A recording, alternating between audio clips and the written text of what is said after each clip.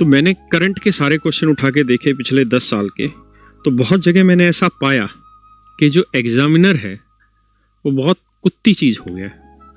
कुत्ती चीज कैसे हो गया है? उसने ऑप्शन दे रखे हैं, उसने ऑप्शन दे दिए और ऑप्शन दे दिए 6, 7, 6.5, 6.8, ये ऑप्शन दे दिए और हम इन ऑप्शन के थ्रू उस क्वेश्चन पे चले जा रहे हैं। हम कॉन्सेप्ट अप्लाई कर दे रहे हैं स्क्वायर रूट का, स्क्वायर का, हम कॉन्सेप्ट अप्लाई कर दे रहे हैं डिजिटल सम का, हम कॉन्सेप्ट अप्लाई कर दे रहे हैं यूनिट डिजिट का। लेकिन सवाल का उत्तर जो गलत है वो हमारा सेट हो जाता है और उसे हम उत्तर दे आते हैं, जबकि उस उत्तर गलत आता है।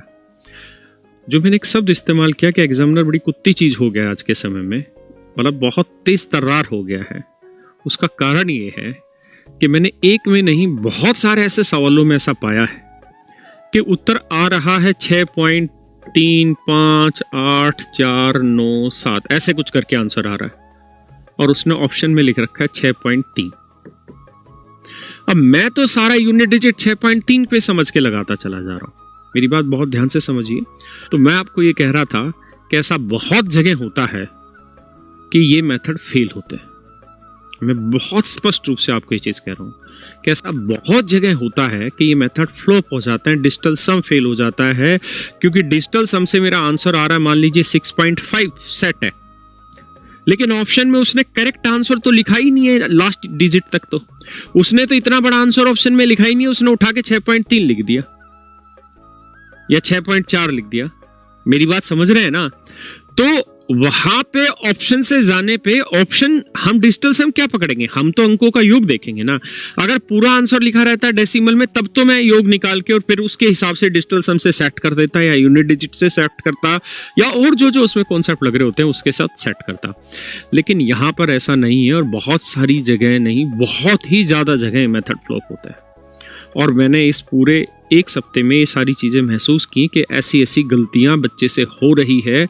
बच्चा अपने आप में बहुत चतुर होता है और टीचर ही वो चतुराई उसको देता है कि कैसे सवाल ना आते हुए भी आप इसे 1 सेकंड में सोल्व कर दें। लेकिन कई बार वो 1 सेकंड में जो सोल्व किया हुआ सवाल है वो आपकी तरफ से बिल्कुल सही उत्तर है, टीचर की तरफ से बिल्कुल सही उत्तर है, लेकिन पेपर में वो गलत उत्तर है।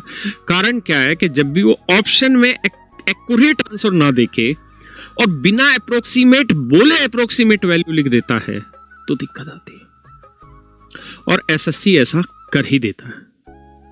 तो मैं इन सारी बातों को ध्यान में रखते हुए आगे बढ़ रहा हूं, ठीक है। और मैं आपको पहले ही दिन से ये बात क्लियर कर दे रहा हूं मेरे बच्चों कि ये जरूरी नहीं है कि हर सवाल में हम ये अप्रोच अपनाएं। कुछ क्वेश्चन ऐसे होंगे जहां पे ये अप्रोच नहीं अपनाई जाएगी, कुछ जगह इन अप्रोच को अपनाने से तुक्का भी होगा, ठीक है। क्योंकि पेपर बनाने वाला जानता है कि उसे मेरी कौन सी ट्रिक फेल करनी है, तो जो वो मेरी ट्रिक फेल करना चाहता है वो फेल कर देगा, क्योंकि उसको ड्राफ्ट करना, क्वेश्चन को ड्राफ्ट किसी भी तरीके से कर लेगा। लेकिन घबराने की जरूरत नहीं है। पेपर अटेम्प्ट करना बिल्कुल एक डिफरेंट आर्ट है, ठीक है। क्वेश्चन सोल्व करना एक डिफरेंट आर्ट है। यहां पे तो ये जरूरी नहीं है कि हर ही सवाल 5 सेकंड में हो। हमें इस बात को भी दिमाग में लेके चलना होगा। ऐसा जरूरी नहीं है कि हर सवाल 5 सेकंड में हो। मैं पहले ही बता के चल रहा हूं, ऐसा जरूरी नहीं। बहुत सारे ऐसे सवाल हैं जो 20 से 25 सेकंड लेते हैं नॉर्मली, ठीक है। एक आध कोई क्वेश्चन ऐसा भी अटक के आता है जो आपका 1 मिनट भी खराब कर सकता है, ठीक है।